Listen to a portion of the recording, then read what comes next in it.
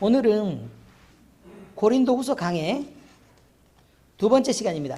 나는 너에게, 너는 나에게 자랑이 되어가는 소망. 그래서 옆 사람들 한번 쳐다봐 주세요. 나는 너에게, 너는 나에게.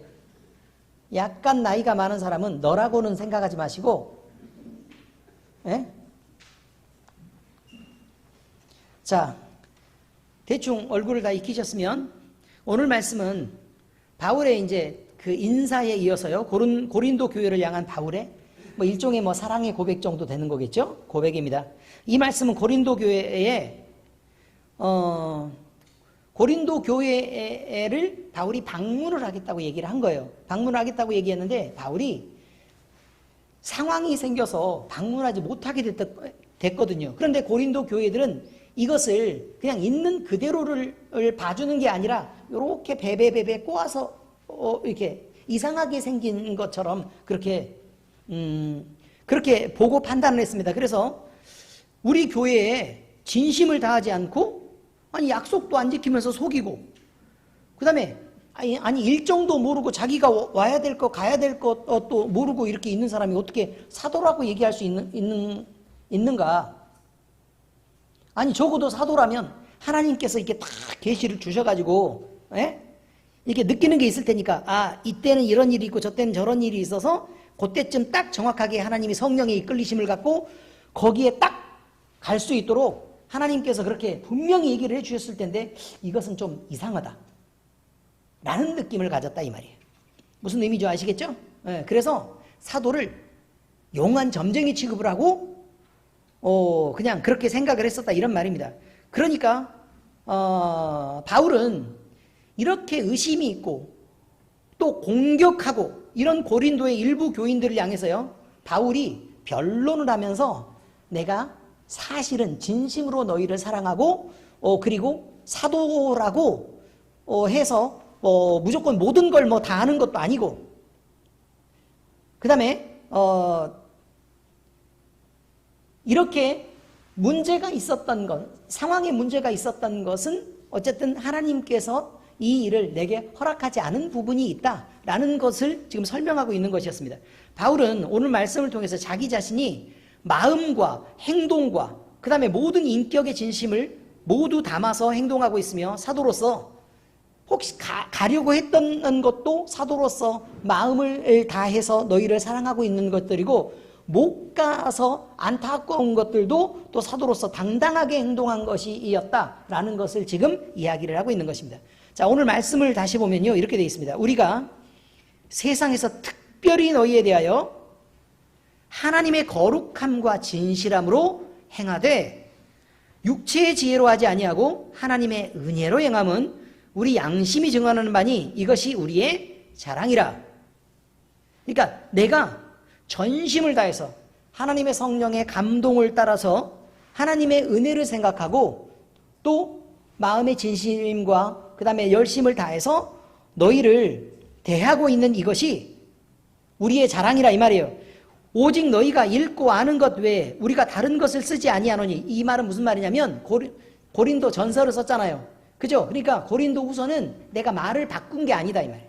말을 바꾼 게 아니라 같은 말을 하는데 상황이 그때 가려고 내가 너희에게 곧 갈 거다라고 얘기를 했던 거나 아니면 못 가게 돼서 편지를 쓰는 거나 그냥 같은 일이란 말이에요. 그리고 다른 얘기를 하고 있는 게 아니다 이런 말이죠.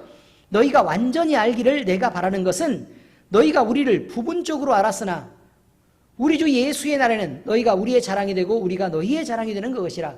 자, 무슨 얘기죠? 이게 부분적으로 알고 그냥 일부만 갖고 인간적인 생각으로 판단하니까 그런 일들이 벌어지게 되는데, 내 마음도 온전히 밝혀지고 그리스도 안에서 모든 것들이 다 드러나게 될 때는 너희가 나를 자랑스럽게 생각할 거라 이 말이에요. 그리고 나도 너희를 자랑스럽게 생각하고 있다라는 의미를 지금 얘기하고 있는 것입니다. 자, 성경 말씀의 내용을 보니까 이렇게 되어 있습니다. 그 안에 드러난 내용들, 첫 번째, 사도 바울은 자신이 복음을 전한 성도들을 향하여 거룩함과 진실함으로 되었다라고 고백하고 있습니다. 거룩함과 진실함. 바울 사도는요, 고린도 교인 가운데 어떤 사람들의 비난을 받고 있었습니다. 그런데 그 비난은 바울이 변덕스러운 인간이다 라는 내용이었습니다. 변덕스럽다. 그들은 바울의 상황을 그가 사도라면 절대로 변해서는 안 되는 절대적인 것으로 보았다 이 말이에요. 그러니까 바울이 내가 너희에게 갈게 라고 얘기하면 아니 왔어야지. 응? 온다고 그러고 안 오는 건 뭐냐? 라고 지금 생각을 했었다 이런 거죠. 그래서 온다고 했으면 무조건 와야 된다 라고 생각을 했던 거죠. 다시 말하면 바울의 건강 문제가 고린도 교회를 방문하는 일정에 영향을 주었고 또 그가 약속을 지키지 못하게 된 이 모든 것은 그가 사도로서 자격이 없는 것으로 보았다는 것입니다. 무슨 얘기겠어요? 아니 몸이 그렇게 아파가지고 빌빌대면서 무슨 사도냐 이렇게 얘기한 거라 이 말이에요. 약속을 못 지킬 만큼 몸이 아프다면 그게 무슨 사도가 되겠느냐. 그럼 여러분도 똑같은 생각을 해야 되죠. 주의 종이고 신유원사가 있고 다른 사람을 위해서 기도하고 치유하는 목사님이 맨날 아픈데 아유 저게 진짜 목사인가? 하나님이 진짜 우리 목사님과 같이 있기는 있는 거야? 이렇게 의심할 수도 있다는 얘기예요. 흠 잡는 사람들은 얼마든지 그렇게 말할 수도 있다고 지금 얘기하는 것입니다. 이해가 잘 되시죠 이제? 이런 입장에서 이해가 잘 된다는 건 좀 그렇긴 하네요. 그죠? 자, 근데 어쨌든 이해가 잘 됐다 그러니까 할렐루야 하고 넘어갑니다. 사람들은 하나님의 종, 특히 사도라면 하나님처럼 실수가 없어야 된다고 그 기준을 매우 높게 정해두고서 자신들이 정한 기준, 그러니까 너는 하나님처럼 실수가 없어야 돼 라고 정해놓고 내 기준을 만족하지 않았기 때문에 사도의 자격이 없다거나 또는 사도가 아니라고 그저 비난하고 비판하는 경향을 교만한 사람들은 그저 가지고 있는 것이라 이 말이에요. 그런데 주의 종도, 다시 말하면 사도도 사람입니다. 목사도 사람이라고요. 하나님이 아니지요. 아멘? 그렇습니다. 하나님이 아닙니다. 그도 본래 죄인이었으며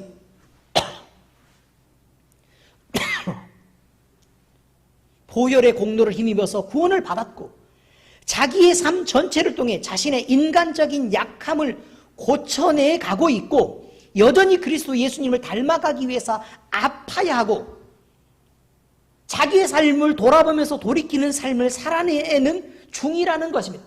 그가 사도든 목사든 성도든 아니면 그 거룩한 장로님이든 간에 이해가 되셨습니까?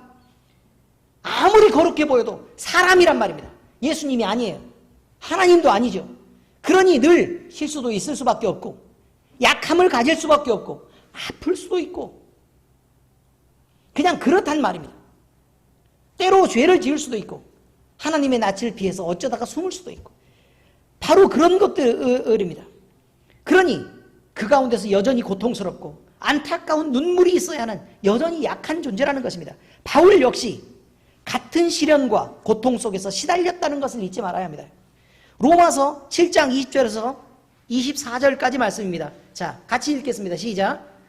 만일 내가 원하지 아니하는 그것을 하면 이를 행하는 자는 내가 아니요 내 속에 거하는 죄니라. 그러므로 내가 한 법을 깨달았노니 곧 선을 행하기 원하는 나에게 악함이 함께 있는 것이로다. 내 속사람으로는 하나님의 법을 즐거워하되 내 지체 속에서 한 다른 법이 내 마음의 법과 싸워서 내 지체 속에 있는 죄의 법으로 나를 사로잡는 것을 보는도다. 오호라 나는 곤고한 사람이로다. 이 사망의 몸에서 누가 나를 건져내랴. 아팠단 말입니다. 바울도 아팠다고. 왜요? 아무리 내가 마음의 소원을 하고 하나님께 가까이 가고 하나님 앞에 바르게 행동하고 실수하지 않으려고 애를 쓰고 노력하는데도 여전히 내 속에서 죄가 나를 끌고 가서 죄의 소욕을 느끼게 하고 죄의 소욕으로 행하게 하고 죄의 소욕으로 판단하고 죄 가운데서 말하게 하는 그것 때문에 내가 늘 실수하고 잘못하고 죄 속에서 사로잡혀가는 것을 보았다 이 말이에요. 누가요? 사도 바울이 그 자신이 죄로 사로잡혀가는 걸 봤다 그 말이에요. 아니 사도도 그러는데 그럼 나머지 식구들이야 뭐 말할 필요도 없는 거 아니겠습니까? 그러니 우리는 매번 온전한 사람으로 이미 바뀐 것이 아니라는 것을 우리가 인정하는 게 대단히 중요하다 이 말입니다. 아무리 신앙 가운데 믿음으로 완전히 선 것 같아도 사람들이 긴 시간을 가다 보면 실수하고 잘못될 때가 있고 내 기준에서 이기적으로 나를 고집할 때가 있고 그래서 다른 사람들을 배려하지 못하고 그냥 내 생각대로 그냥 구집대로 밀어붙여서 실수할 때가 얼마든지 있다는 것입니다. 근데 그것은 여러분이 구원을 받지 못했다거나 아니면 여러분이 망할 죄의 자식이기 때문에 그렇다는 것이 아닙니다, 여러분. 내가 육체를 입고 있는 한 여전히 나는 죄와 싸워야만 하고 잠깐 방심해서 그것을 놓치는 순간 그냥 죄에게 잔뜩 얻어맞고 그냥 짓눌려서 그냥 그렇게 살 수밖에 없는 게 사람이라는 존재라 그 말입니다. 그러니 실수하는 것 물론 돌이켜야 하고 아파야 될 일은 맞지만 여러분 죽으라고 하는 것은 아니다 이 말입니다. 아멘? 그러니 괜찮습니다. 누가 이 사망의 몸에서 나를 건져내랴 라고 얘기할 때는 그럼 건져내실 분이 있으니까 그렇게 얘기하는 거라 이 말이에요. 바울의 계획도 역시 마찬가지였습니다. 그는 전도 여행 중에요. 아시아로 말씀을 전하려고 가려고 했었던 계획을 세운 거 우리가 알죠? 그죠? 그래서 그는 비두니아로 가려고 했었다라고 얘기합니다. 그런데 자기 계획과는 전혀 다르게 성령이 그쪽으로는 아시아로 가는 길을 막아버리고 성령의 이끄심을 따라 다른 길인 무시아를 지나 드로아로 내려가 마게도니아 쪽으로 내려가서 복음을 전할 수밖에 없는 상황으로 성령이 이끌어 가셨다라고 얘기합니다. 그러면 바울은 사도였고 하나님의 일을 하는 전도자로서 지금 이방을 전도하러 가고 있는 상황이에요. 그런데 계획을 세워서 가니까 하나님이 이쪽으로 이끄셨구나 라고 느끼겠지만 그러나 바울이 세웠던 그 거룩하고 원대한 계획과 하나님이 이끄시는 그 방향들은 달랐다라고 지금 얘기하고 있는 것입니다. 그러면 사도 바울이 그럼 사도가 아닙니까? 아니죠. 그 길을 통해서 하나님이 이끄셨으니까 이끌림을 받은 사도가 맞죠. 이해가 잘 되죠 이제?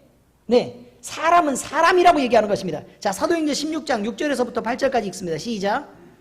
성령이 아시아에서 말씀을 전하지 못하게 하시거늘 그들이 부르기아와 갈라디아 땅으로 다녀가 무시아 앞에 이르러 비두니아로 가고자 애쓰되, 애썼다 이 말이에요. 애썼어요. 그 다음에요, 예수의 영이 허락하지 아니하시는지라 무시아를 지나 드로아로 내려갔는데 어때요? 맞죠? 네, 그렇단 말입니다. 아무리 그러니까 열심으로 갔다 그 말이에요. 그런데 그가 뭘 실수하고 있는 거냐면 하나님이 이곳을 가라고 하시는 길인가라는 부분에 대한 점검이 덜 돼 있었는데 사도도 그럴 수 있다고 얘기하는 것입니다. 사도도 그럴 수 있다. 그럼 목사님은요? 난 뭐 사도도 아니고 그렇지 않습니까? 성도님들은요? 더 그렇다고요? 너무 안심하지 마세요. 오히려 우리가 사도 바울보다 나을 수 있는 기회가 있다. 이와 같이 바울이라도 하나님은 아닌 것을 우리는 명확히 알아야 합니다. 하나님은 하나님이시고 사람은 사람입니다. 사람은 하나님이 아니기 때문에 하나님의 의지와 계획의 전부를 알 수는 없습니다. 그래서 묻고 또 물어서 행동해야 하고 만약에 기도의 응답이 없다면 신앙으로 결단하고 행동하더라도 늘 실수밖에 없는 존재가 인간이라는 존재입니다. 그저 사람은 최선을 다할 뿐이지 완벽한 것은 아닙니다. 완전한 존재는 아니란 말입니다. 그런 중에도 바울은 자신의 진심을 다하여 복음의 진리를 섬겼고 그 헌신을 통해 하나님이 영광을 받아주셨던 것입니다. 완전하기 때문에 받은 것이 아니라 그가 하나님을 사랑했기 때문에 받은 것입니다. 사도 바울이 복음을 전한 각 지역의 성도들을 향하여 거룩함과 진실함으로 대했다는 말씀은 사도로서 하나님 앞에 그의 진심이 머린 사랑으로 부끄러움이 없이 최선을 다했다는 말을 하고 있는 것입니다. 그리고 그들이 그 열심의 열매였다는 것입니다. 두 번째 이야기입니다. 바울의 양심으로 정하는 바 고린도 교회의 교인들은 바울의 자랑이었습니다. 바울은 자랑한다는 말을 자신의 서신서에서 여러 번 쓰고 있습니다. 내가 자랑한다 이렇게 표현합니다. 로마서에서는요 8번, 고린도전서에서는 9번, 본서인 고린도후서에서는 무려 29번이나 자랑한다는 말을 사용합니다. 그리고 갈라디아서에 3번, 빌립보에서 3번, 데살로니가전서에서 1번을 사용하는 등 무려 자기가 쓴 편지에서 53번에 걸쳐 스스로 자랑한다는 표현을 사용한 것입니다. 그런데요, 이 자랑이라는 것은 교회가 하나님의 거룩함과 진실함으로 이루어져 자랑이 된다는 의미를 담고 있는 것이어서 이것은 세상적인 시각으로 바라봤을 때 아니 그딴 게 무슨 자랑이냐 싶은 그것을 자랑하고 있는 것을 지금 얘기하고 있습니다. 그래서요, 이것이 육신의 것이라면 세상이 알았을 텐데 육신의 것도 아니고 세상적인 것도 아니고 영적인 것이었기 때문에 그들이 감각할 수 없는 자랑함이 있었다라는 것입니다. 그러니까 바울의 자랑은 영적인 것들이었습니다. 그런데 그 본질은 우리는 믿음으로 충분히 느낄 수 있는 것들이고 성령이 감동하시는 바 이미 그 은혜를 알고 있는 우리의 양심으로는 그 자랑함을 부인할 수 없는 것이기도 하다. 이렇게 말할 수 있습니다. 바울은요, 고린도 교회 성도들을 자랑으로 생각하고 있었습니다. 바울이 고린도 성도들을 대하여 거룩함과 진실함으로 자랑 삼은 것에 대해서 원어를 보면요, 거룩하다와 진실하다는 솔직하고 투명하도록 명백하다.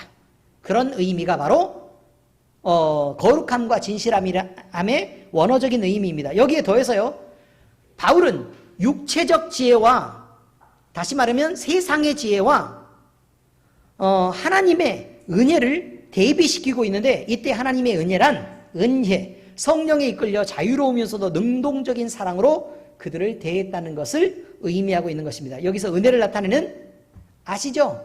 은사가 뭐예요? 카리스마. 은혜가 카리스. 아시겠어요? 카리스. 하나님이 그의 자녀들에게 조건 없이 베푸시는 특별한 은사이며 신적 선물을 의미하는 말로 쓰이는 이 은혜로 되었다 이런 말이죠. 그러니까 여러분 이런 거예요. 내가 무엇을 베풀어요.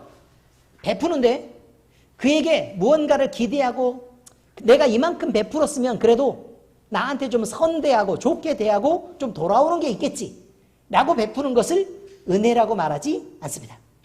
은혜란 그저 그 사람이 알든 모르든 간에 내가 아무 조건 없이 그저 나눠주고 베푸는 것을 의미하는데 하나님은 우리에게 받을 것을 전혀 기대하지 않고 그가 가진 풍부한 것들과 거룩한 것들로 우리에게 베푸셨다는 것을 의미합니다. 그리고 그 사랑을 받은 사도 바울이 고린도 교회 교인들에게 하나님께 배운 그것을 그대로 베풀었다는 것을 말하고 있는 것이 바로 오늘의 본문 내용이라 이런 말이죠. 고린도 교회 성도들은 구원을 받은 하나님의 자녀로 서 있는 것이 하나님 앞에서 내가 자랑할 것이라고 바울은 얘기하고 있는 것입니다.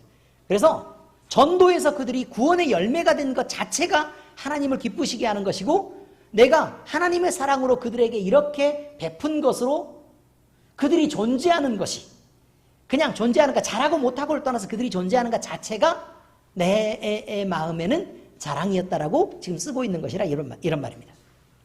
이제 세 번째 얘기입니다. 고린도 교회 교인들에게 바울 자신도 자랑이 되기를 바랐습니다. 내가 너희를 자랑스러워하는 만큼 너희도 나를 자랑스러워해 줬으면 좋겠다. 이런 거죠. 뭐 특별한 욕심인가요? 사람은 누구나 자기가 지극히 사랑하는 사람이 있다면 그 사람에게서 자신도 그 사람의 사랑을 받는 사람이기를 바랍니다. 사랑하는 사람에게 자신이 중요한 사람으로 인정받기를 바라고, 그러니까 그래서 내가 말하는 것을 내 사랑하는 사람이 중요하게 대해해 주기를 바라고, 그러니까 함부로 무시하면 그래서 화가 나는 거잖아요. 그렇지 않습니까? 네. 사랑하는 사람이 가장 편안하게 기댈 수 있는 안식처가 바로 나이길 바랍니다. 사랑하는 사람이 있다면 그가 어려울 때 진정한 도움을 줄 수 있는 사람이 나이기를 기대하고 사랑하는 사람에게서 자신이 가장 자랑스러운 존재이기를, 그 마음속에 가장 자랑스러운 사람이 있다면 그 사람이 나이기를 늘 바라는 것, 이거는 누구나 사랑을 하고 있다면 원하는 것일 것입니다. 사랑하는 사람에게 의미 있는 존재가 되는 것, 이것은 누구나 꿈꾸는 소망이요 또 누구나의 기대라는 이야기입니다. 사도 바울이 고린도 교회와 성도들을 지극히 사랑했을 때 그 역시 고린도 교회 성도들에게 자신이 자랑이기를 바랐습니다. 그가 비록 외모는 보잘것 없었지만 여기서 제가 큰 위로를 받아요. 또한 가진 재산이 없고 말주변이 없어서 설득력이 있는 설교자로서도 부족함이 있었지만 그는 사도로서 그가 가진 복음의 진심과 성령의 능력과 성도를 향한 사랑과 헌신으로서 그가 인정받기를 바랬다, 이런 말입니다.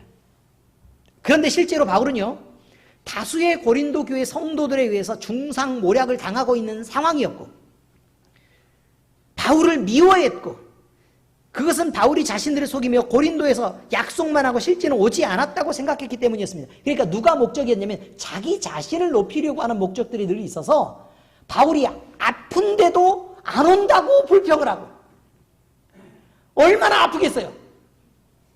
자기 가슴을 찔러서 등으로 빠져나오는 것 같은, 꼽는 것 같은 그런 아픔이 있었다고 얘기하잖아요.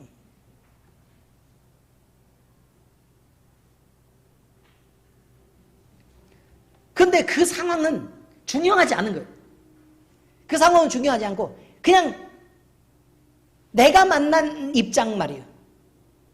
그것만 갖고 밀어붙이는 거란 말이에요. 그래서 어떻게 사도라는 사람이 저렇게 아플 수가 있냐? 어떻게 사도라는 사람이 저렇게 행동할 수가 있냐? 이렇게 얘기를 해버리면 바울은 온갖 사랑을 주고도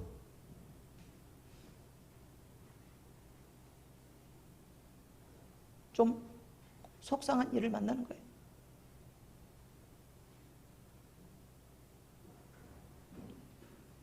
바울은 이런 상황이 매우 불편했습니다. 그래서 그는 적극적으로 해명할 기회를 찾아 편지를 써서 아니다 이 사람들아, 내가 너희를 얼마나 사랑하는데 라고 아픈 몸을 이끌고 억울함을 당하면서도 해명하고 있는 것입니다. 조금 안 됐죠. 못생기고 가진 거 없으니까 이해해줘요. 다. 자, 이제 성경 말씀의 적용입니다. 첫 번째, 성도의 교제는요, 세상적인 계산이 배제되어야 합니다. 성도의 삶은 하나님이 인정하시는 삶이어야 되지 않겠습니까? 하나님을 사랑하고 이웃을 사랑하기 때문에 그 사랑 때문에 자연스럽게 나올 수 있는 행동들이 성도에게서 나와서 그것이 열매가 되어야 되는 것입니다. 주의 장막에 머무를 자, 주의 성산에 사는 자는 바로 예배자를 의미하는 것인데, 예배자는 죄를 지을 수는 있지만 늘 죄인으로 항상 살지는 않습니다. 세상을 살면서 온갖 죄를 짓고 교회에 와서는 마치 진실한 성도인 양 거룩한 채 하는 그런 사람은 예배자일 수가 없다는 얘기입니다. 오늘 기도회에서 나왔던 것처럼 예배자는 그의 삶을 모아서 이곳에서 드리는 것입니다. 예배자는 그의 말과 행동에서 뿐만 아니라 보이지 않게 품은 마음 속에서까지도 예배자로 구분이 되어야 합니다. 시편 15편 1절에서 5절까지입니다. 자, 함께 읽겠습니다. 시작. 여호와여, 주의 장막에 머무를 자 누구오며 주의 성산에 사는 자 누구오니이까?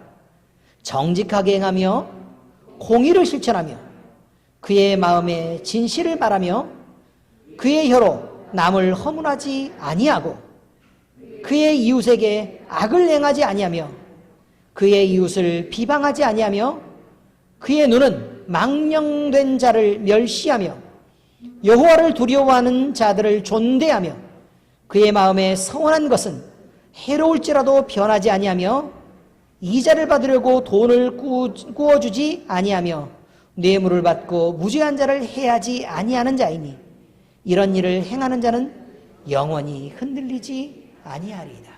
거꾸로 할까요? 거꾸로 가보면 뭐냐면 여러분, 그냥 앉는다만 나온 게 아니에요. 여러분, 하나님은 여러분이 생각할 때는 여호와여 주의 장막에 머무를 자와 주의 성산에 사는 자를 얘기할 때 그 예배자죠. 예배자는 우리 마음속에 생각을 할 때 늘 다른 사람들을 아끼고 사랑하고 감싸고 하는 일만 할 것처럼 보이죠. 다 읽어보시란 말이에요. 다. 물론 당연히 그래야 합니다. 그런데 그렇게 아끼고 사랑하고 감싸고 이해하고 용납하고 하는 일들, 남에게 해롭게 행동하지 않고 이렇게 하는 일들을 하라고 하는 그것은 그의 마음의 중심이 하나님을 사랑하고 사람을 지극히 사랑하는 상태가 되어서 그가 하나님과 사람에게 이렇게 하지 않으면 견딜 수 없는 진심을 가진 것을 의미하고 있는 것입니다. 그래서 자연스럽게 그는 그냥 살고 있는데도 그저 열매가 맺혀서 하나님 앞에 그 열매를 가지고 이곳에 나와서 예배할 수 있게 된 거라 이 말이죠. 중요한 것입니다. 그런데 그것 말고도 우리는 지켜내야 될 게 있습니다. 바로 뭐냐면 잘 보세요. 그의 눈은 망령된 자를 멸시하며 이해됐어요? 네. 그 다음에 공의를 실천하며 요 두 가지가 의미입니다. 무슨 말이냐면 하나님의 뜻대로 행동을 할 때 하나님의 뜻대로 행동하지 않는 것에 대해서 정확하게 공의의 하나님인 것을 아셔야 한다고요. 여러분이 하나님은 사랑만 계속 얘기하고 있는데 예수 그리스도를 왜 십자가에 못 박아서 하나님이 죽인 줄은 아십니까? 왜 죽여야 됐어요? 사람이 죄를 지었기 때문이에요. 사람이 죄를 지었기 때문이라고요. 죄가 들어왔기 때문에 하나님은, 공의의 하나님은 그래 내가 너희를 그냥 용서할게 그냥 돌아와 라고 할 수가 없었던 거예요. 왜? 공의의 하나님이니까 그 대가를 지불을 해야 됐기 때문에. 근데 사람은 그 대가를 지불할 수가 없잖아요. 그렇죠? 그래서 자기가 가장 아끼고 사랑하는 예수 그리스도를 마귀 사탄의 손에 그가 던져지게 하고 그가 십자가에 못 박아서 죽는 순간까지도 외면을 해야만 했던 하나님의 공의가 있다는 걸 잊으면 안 된단 말입니다. 그러니 우리가 기준을 잡을 때는 사랑이 기준이 아니고 하나님의 공의가 기준인 것입니다. 하나님의 공의가 기준이에요. 그 안에 들어있을 때 마음껏 사랑하는 형식을 띄워야 된다는 그런 의미를 말하고 있는 것입니다. 기준은 뭐라고요? 하나님의 공의가 기준입니다. 그 다음에 망령된 자를 멸시하며 이렇게 되어 있습니다. 여러분 사랑하는 사람이 어떻게 멸시할 수 있을까? 그렇게 여러분은 생각할 수 있겠죠. 어떻게 사랑하는 사람이 멸시의 눈을 가질 수가 있겠습니까? 그런데 여기서는 분명히 망령된 자를 멸시하라고 얘기합니다. 그 망령된 자가 뭐죠? 하나님의 이름을 더럽히고 그리스도의 십자가를 부인하고 거룩한 교회를 더러움 가운데 내던지는 그가 망령된 자입니다. 사탄의 마음을 가지고 교회를 대적하는 자는 망령된 자입니다. 우리가 잘못했을 때 지적받는 것까지 그렇게 말하면 안 돼요. 그건 우리 잘못이니까. 그러나 우리가 바르게 행동하고 복음 안에 바로 서서 하나님 보시기에 바르게 행동하려고 애썼는데도 불구하고 애매하게 그렇게 욕을 먹고 있다면 그것은 바른 것이 아닙니다. 우리에게는 영광이겠지만 분명히 망령된 자를 멸시하라고 성경이 가르친다는 사실을 잊으면 안 됩니다. 이것이 복음을 지켜오는 것입니다. 만약에 끊임없이 우리가 세상에서 그리스도의 십자가를 비난하고 욕하는 사람들과 그들의 비유를 맞추고 끊임없이 계속해서 타협했다면 우리는 복음을 지킬 수 없었습니다. 그들과 타협했다면 순교하지 않아도 됐습니다. 그런데 순교도 해야 했고 복음도 지켜내야 됐기 때문에 하나님의 이름이 망령되게 일컫는 걸 용서하지 않는 것, 그것이 복음의 진리를 수호하는 일이라는 것도 우리는 잊으면 안 됩니다.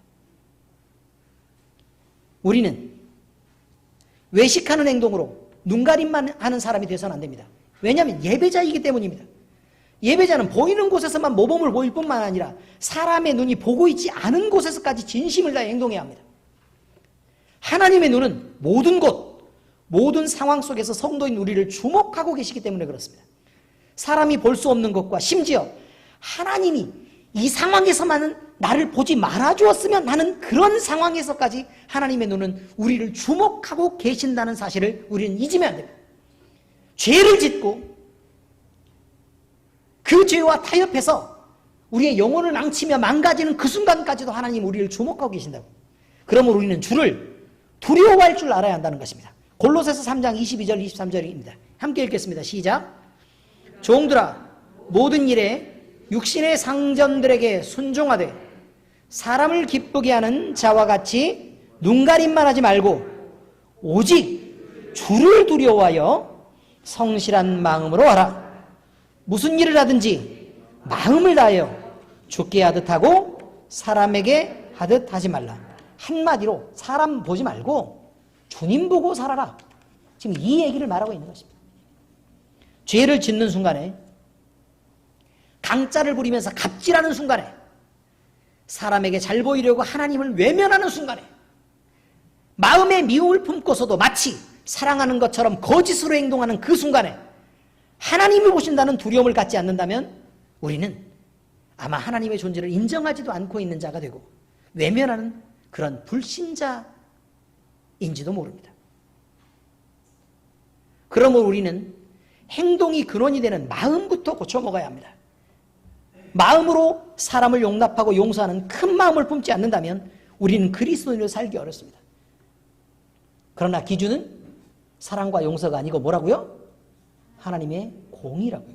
옳고 그름부터 판단하고 나서 그 다음에 용납하고 용서하고 이해하는 폭을 넓혀가는 것입니다. 고린도후서 7장 2절입니다. 시작. 마음으로 우리를 영접하라. 우리는 아무에게도 불의를 행하지 않고 아무에게도 해롭게 하지 않고 아무에게도 속여 빼앗은 일이 없노라 라고 얘기합니다. 행동이 바를 때, 다시 말해서 하나님의 공의를 해치지 않았을 때, 그때 우리는 마음껏 우리 사이에 화평이 있을 수 있다는 사실을 우리는 잊지 말아야 할 것입니다. 자, 두 번째입니다. 우리의 신앙 양심은 나의 진실이 무엇인지를 말해줍니다. 하나님은요, 사람을 창조하실 때 코에 생기를 불어서 생명이 되게 하셨습니다. 하나님 닮게 하셨습니다. 사람이 영적 존재라는 가장 큰 증거는 사람이면 누구나 하나님을 생각한다는 것입니다. 하나님을, 그래서 사람만 종교가 있어요. 아무리 뇌가 발달해도 동물에게는 종교가 없습니다. 그런데 모두가 하나님을 생각한다고 해서 모두가 하나님을 긍정적으로 이해하거나 긍정적으로 대하고 있지는 않는다는 게 문제입니다. 하나님을 생각하지만 죄에 매이고 사탄이 준 마음을 받아 애써 그 존재를 부인하는 사람도 있고, 더 적극적으로 하나님을 대적하며 성도를 공격하는 사람도 있습니다. 하나님을 생각하지만 애써 외면하는 사람도 있고, 하나님을 생각하는 사람들 중에 거의 극소수만 하나님을 찾아 살아계신 하나님의 존재를 인정하고 믿고 섬기려고 노력하는 사람들이 있는 것입니다. 축하드립니다. 우리가 그 사람들입니다. 성경에서 하나님이 사람을 창조하시고 사람에게만 주신 생명의 존재가 타락한 이후의 인간에게도 남아있는 흔적이 있습니다. 그것은 인간만 가지는 양심이라는 감정입니다. 동물은요, 사람처럼 살아있습니다. 그리고 움직입니다. 그리고 활동합니다. 생장하고 생식하고 번식합니다. 그러나 동물에게는 양심이라는 감정이 없습니다. 그런데 사람이면 누구나 양심을 가지고 있습니다. 이것은 몸에 있는 장기가 아닙니다. 양심이라는 것은 장기가 아니에요. 몸에서 발견을 못합니다. 생물을 전공을 하고. 그만할까요? 네. 이모 집사님의 요청이 들어와서 그만하겠습니다. 우리 몸에서 아무리 양심이라는 장기를 찾으려고 해도 없단 말입니다. 그러므로 이것은 물질적인 것이 아니라고요. 이해가 되셨습니까? 물질이 아니에요. 물질이 아니라면 당연히 세상적인 것이 아닙니다.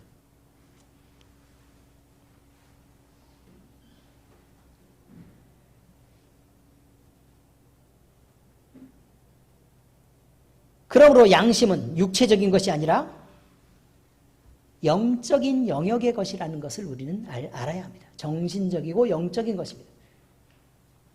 길을 가다가 넘어져서 크게 다친 사람이 있습니다. 그래서 혼자 움직일 수가 없고 지금 생명이 위독합니다. 그런데요, 내가 지금 배가 고파서 빨리 편의점 가서 빵을 사 먹으려고 그랬는데 가다가 중간에 이걸 봤어요.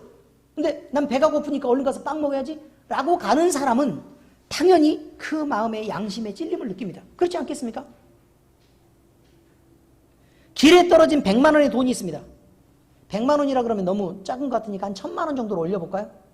막 가정인데 뭐 우리가 큰 돈 줬으면 좋죠. 1억? 욕심이 과해요. 5천 정도로 가겠습니다. 5천만 원의 돈을 딱 이렇게 딱 주셨단 말이에요. 그런데 주자마자요,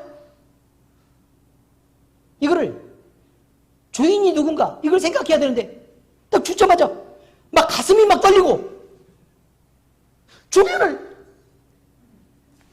돌아보면서 혹시 누가 보는 사람은 없는지 이래서 조용히 이렇게 앉는 사람은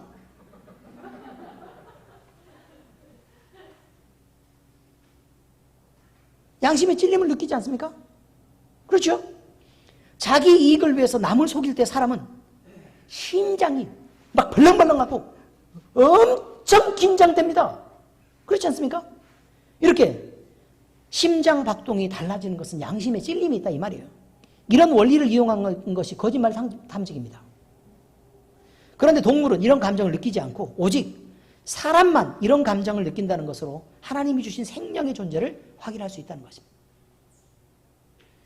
그런데 완전 타락 속에 있는 인간의 영혼에 남은 양심이라는 감정은 자신을 만드신 하나님의 존재에 반응하도록 되어 있습니다. 타락하고 부패한 양심은 하나님을 거부하며 육체적으로는 느끼지 못하지만 영혼에 상처를 입습니다. 하나님을 거부하는 순간 영적인 상처를 입는단 말입니다. 그 상처를 입었을 때 두 가지 반응이 있습니다. 하나는 많이 아픈 척해요. 그래서 마음의 영혼의 상처를 입었으니까 너무너무 아파요. 이렇게 얘기하는 사람이 있죠. 너무 아파요. 나 좀 어떻게 좀 해주세요. 라고 얘기하는 사람이 있고, 마음의 상처를 입었을 때 누가 가까이 오면 오지마! 나 아파요! 라고 강짜를 부리는 사람이 있단 말입니다. 그 상처는 오랫동안 남습니다. 치유하지 않으면 오랫동안 남습니다. 그래서 정신과 몸의 병을 일으키고 마음도 무너지게 하는데 불행을 가져옵니다. 괴로움을 느끼게 합니다. 상실감과 절망을 느낍니다. 이런 부정적인 감정들을 양산해서 사람을 어둠 속으로 몰아넣고 마귀와 사탄의 종이 되어서 살게 합니다. 이 불행의 원인도 모른 채 사람들은 그것을 벗어나려고 발버둥치며 노력합니다. 그런데 늪이란 몸을 움직이면 움직일수록 더 깊이 빠져들고 숨을 막게 되는 것입니다. 그것은 어둠 속에서도 방향도 모르고 허우적대는 헛된 노력들에 불과합니다. 절대로 그것에서 벗어날 수 없습니다. 우리의 양심을 하나님을 향할 때에만 바르게 작동합니다. 왜냐하면 우리 안의 양심은 하나님이 만드셨고 하나님을 알고 느끼는 일에 쓰여지도록 만들어진 우리의 감각기관, 다시 말해서 센서이기 때문에 그렇습니다. 로마서 9장 1절을 함께 읽겠습니다. 시작. 내가 그리스도 안에서 참말을 하고 거짓말을 아니하노라. 나에게 큰 근심이 있는 것과 마음에 그치지 않는 고통이 있는 것을 내 양심이 성령 안에서 나와 더불어 증언하노니. 여러분, 하나님 앞에 만족스럽고 하나님을 기뻐하고 사랑하고 또 성령 충만했었다면, 그러면 양심이 성령 안에서 고통스러웠겠습니까? 아니죠. 그러니 하나님으로부터 멀어지는 것을 양심은 무엇보다 더 민감하게 느끼는 감각기관이라 이 말이에요.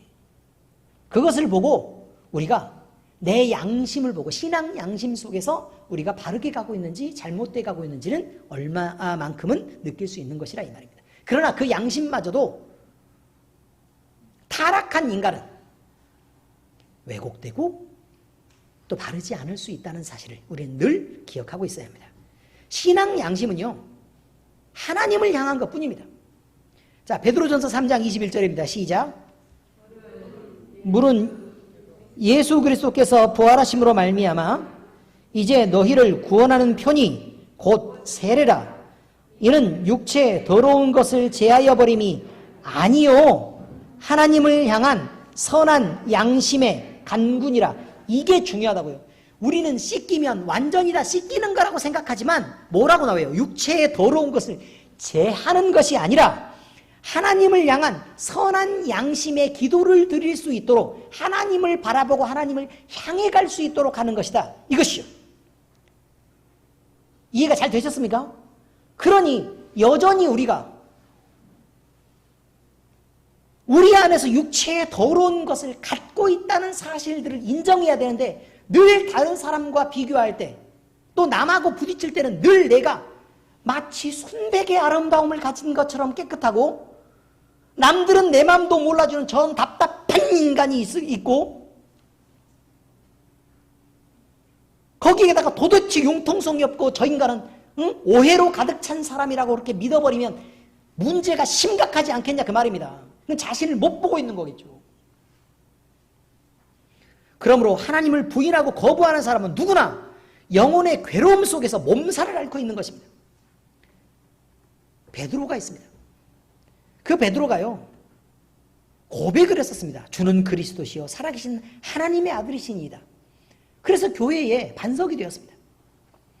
그런데 이것을 알고 있었는데도 자기의 목숨이 위태로워지자 위험에 빠져 죽을지도 모르는 예수님을 3번이나 저주하며 부인합니다. 그런데 닭이 울고 예수님이 닭 울기 전에 내가 나를 3번 부인하리라 라고 했던 말씀을 기억해냅니다. 그의 양심은 말할 수 없는 고통과 절망에 사로잡히고 결국 밖으로 뛰쳐나가 심히 통곡하게 되는 일을 만나게 되죠. 여러분, 하나님을 부인하고 그를 거부하고 하나님을 모른 척하는 순간 양심이 얼마나 크게 상처를 입는지 잘 모르기 때문에 그런다 이 말이에요. 마태복음 26장 75절 시작.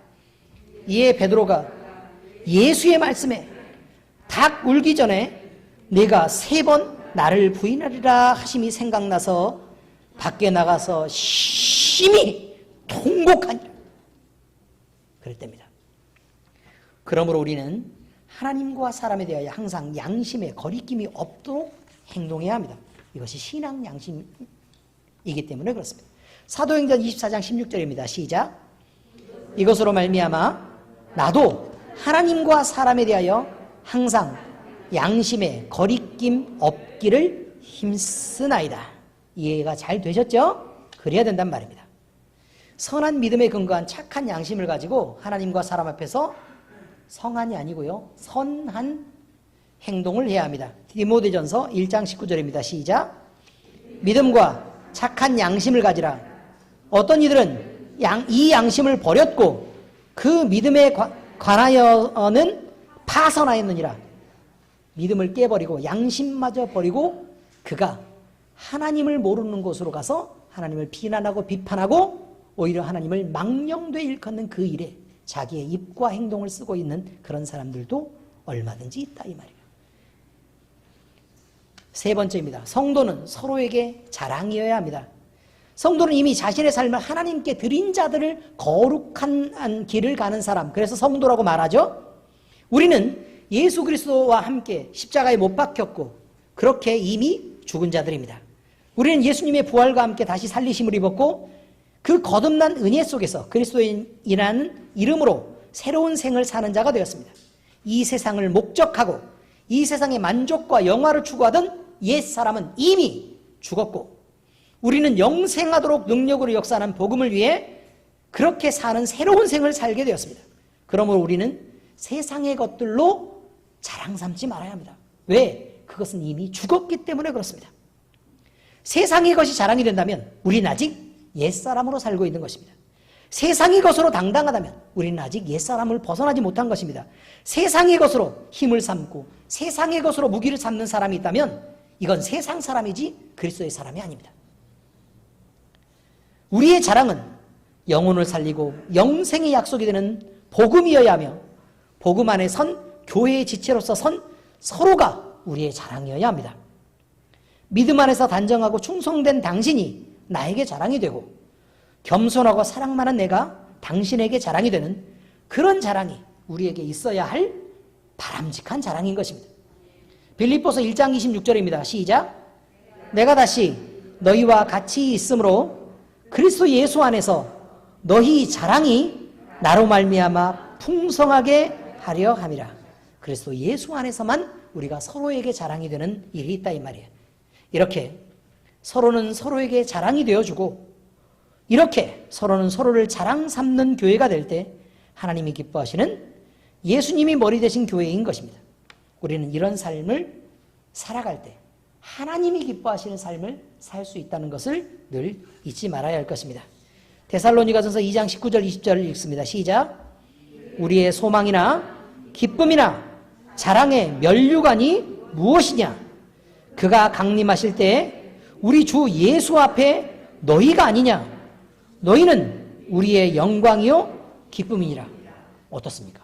사도 바울이 고백한 것처럼 우리 서로는 서로를 향해 이렇게 고백해 줄 수 있어야 합니다. 나의 소망, 기쁨, 자랑의 면류관이 있는데 그것은 우리 주님 앞에 설 때 나에게는 당신이 자랑입니다. 저에게는 사랑하는 여러분이 자랑입니다. 당신이 저의 영광이요 기쁨입니다. 여러분이 제 영광이자 기쁨입니다. 이렇게 함께 신앙생활에 열심을 내주셔서 감사합니다. 기도하겠습니다. 살아계신 아버지 하나님 감사합니다. 나는 너에게,